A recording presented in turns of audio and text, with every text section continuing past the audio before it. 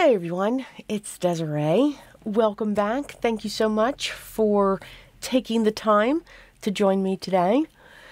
I am going to be making an ornament featuring the Scrappy Tails Angel Ornament. It creates this beautiful 3D angel that's great for the top of a small tree or as an ornament if you have a larger size or if you just like big ornaments. This is the die set that we will be using. Now I'm also going to be pulling in a piece from the Snowman add-on die set that she has for the pumpkin pop-up. But it's just a small die. So we're going to start with some ink smushing. It's very relaxing. It's fun. I grabbed my silicone mat and I'm using tumbled glass, broken china, and uncharted mariner. I'm also dropping in some pearlescent watercolor, liquid watercolor. And I'm going to grab, once I add the water, I'm going to add or pull in my fan brush and just mix that fan brush just to mix that pearlescent. So this is going to mix in with the oxides and just give it a pearlescent feel to it. Now you could use a pearlescent spray, you could use perfect pearls if you have those. Whatever you have, you can mix that in with the water that you spray. Now I had that larger piece. That's the panel that I'm going to be using to die cut the skirt from. And I made sure the uncharted mariner was towards the outer corner because of the way that I'll be die cutting it. I am going to add some splatters. I'm still using these smaller panels, and you can see that pearlescent just mixing in. It also does make the ink smushing a little thicker when you add those, so you don't get the full ink smush that I like with the splatters and splooches and everything else. But it does give a great result. Just, again, focusing those splatters of the uncharted mariner towards the edges. I love the way this panel came out, so I'm so glad that this is the panel that we're using.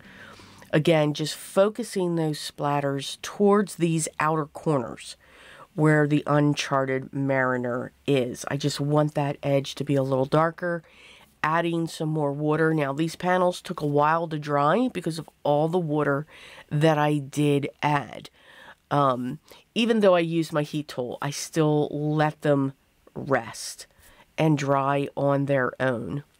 So those areas that didn't, I'm just coming in with a cloth and just picking that up and then finishing that up with my heat tool to get those dry completely before I run them through my die cutting machine. Now, I'm also pulling in a satin silver metallic, some vellum, lots of silver gems, and then you'll see what I'm doing with those extra pieces of die cut. Now, you can make this angel two ways. You can die cut the base, the skirt base, once, and she'll be a nice skinny little angel, and you don't have to pleat her skirt if you don't want to. You all know me. I go to the next level. I go to the next. I bring it to the top.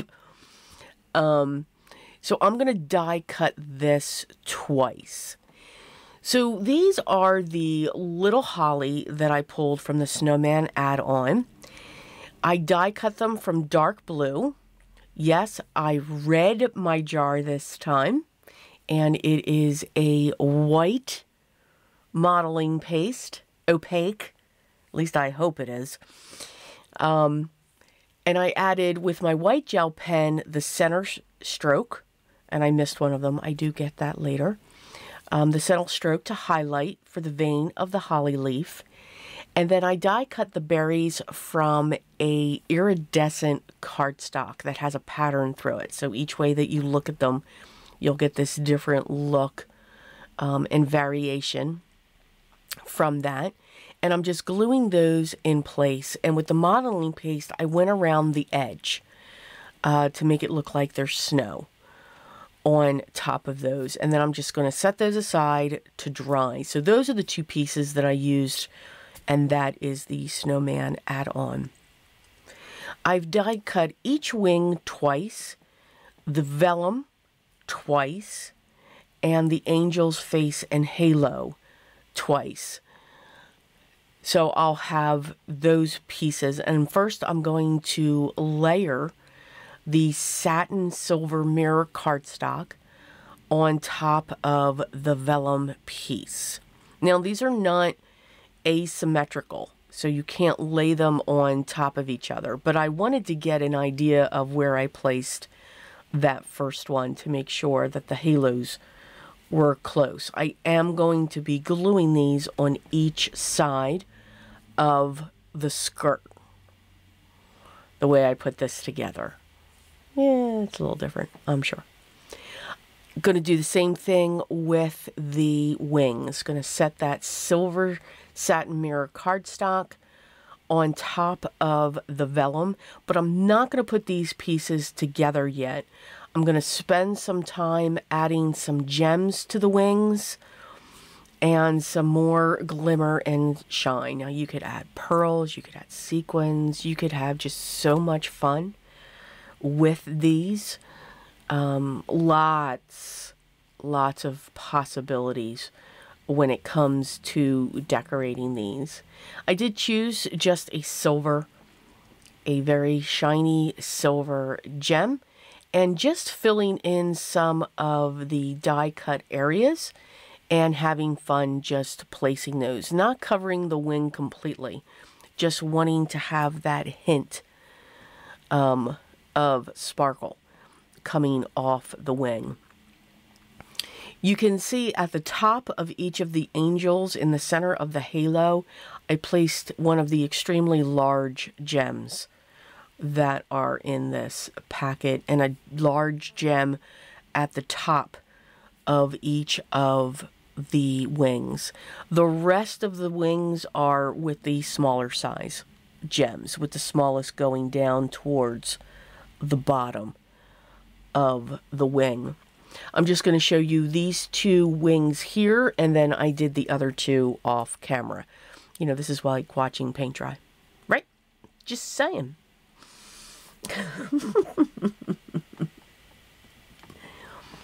But you can see it just adds that little bit. Her dress, her skirt, since I'm using two of these, is going to be extremely full. So we have a lot of sparkle. We have the matte satin silver mirror cardstock, and then I also have the pearlescent that's going through her skirt. So here I'm just going to do a real quick accordion throughout each of the pieces. I already have the one done, and we're just going to finish this. So again, just going back and forth, making sure that you have that crease. Now, I'm not so worried that the creases are perfect, especially at the top. You can see didn't go directly to the point, so sometimes it's not folding in, and I'm okay with that. I'm going to use two of each panel to glue together, and I'm using my liquid glue for this. And you can see I have that continuous accordion fold going around, and then just pinching that and holding that, and then cupping it and making sure the bottom has that look of accordion. There's some that I'm going towards the top where I'm just running my nail to get that in there, to give that accordion, and then just pinching that. But I do want that hole that sits at the top. I grabbed some jute twine in two different colors, a brown and a blue that matches, and I'm going to pull that through that opening that I have. And with the knot that I put in, it's not going to pull all the way through. This hanger is actually really going to be held once I get the angel's halo on and the wings. So with the wings, I'm going to adhere them just with a single line. I'm just testing them out where I want these wings to go.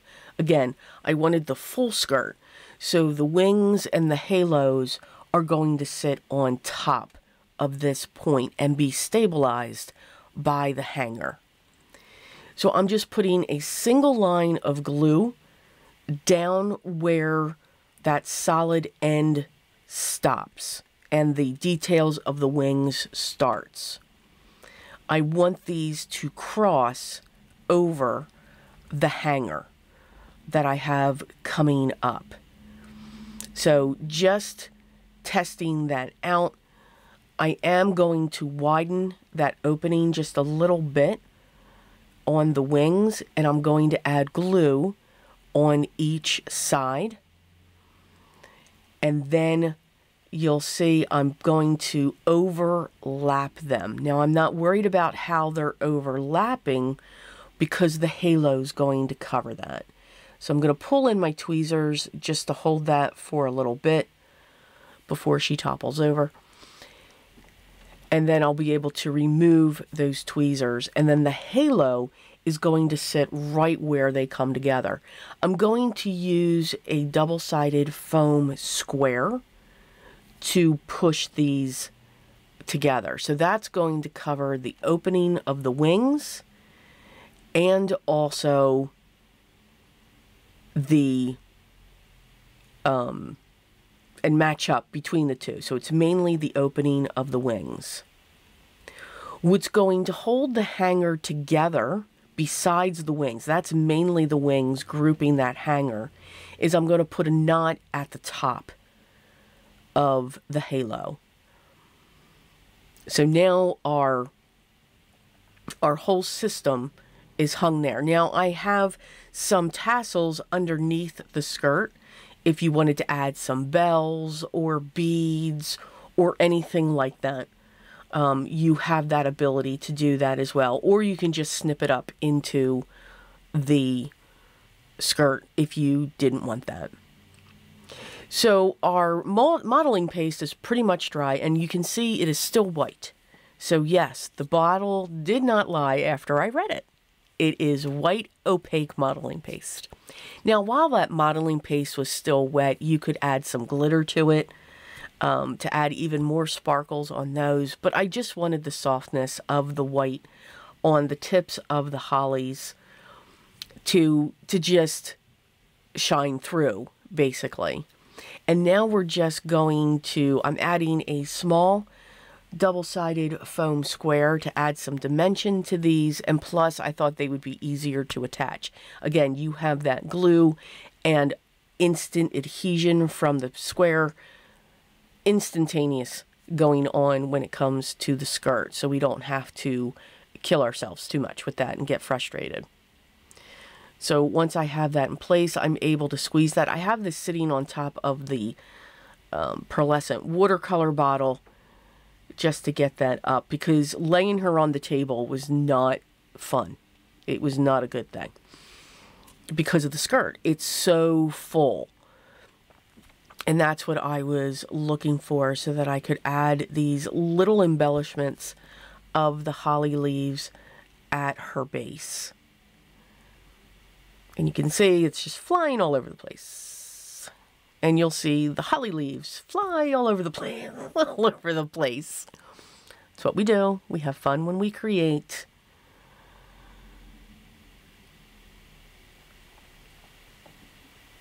And you can see I'm struggling with that one. Now we finally get that in place so that we can pinch that down. And that is our angel, our holly snow angel.